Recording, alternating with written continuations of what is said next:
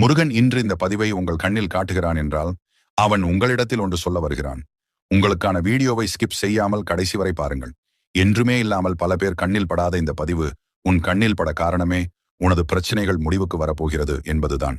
உங்களுக்கு முருகனின் அருள் பெற வேண்டும் என்றால் கந்தாசரணம் என்று கூறி சப்ஸ்கிரைப் செய்து உங்களின் 5 நண்பர்களுக்கு இந்த பதிவை ஷேர் செய்யுங்கள்.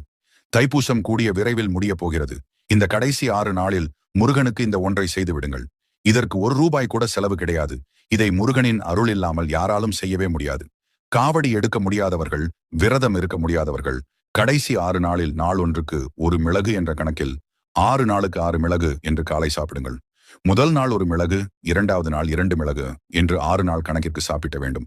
சாப்பிடப் போகும் 21 மிளகையும் பூஜையில் வைத்து பூஜை செய்து அதை தினமும் காலை சாப்பிட்டு திருப்புகழ் அல்லது கந்த சஷ்டி கவசம் படியுங்கள்.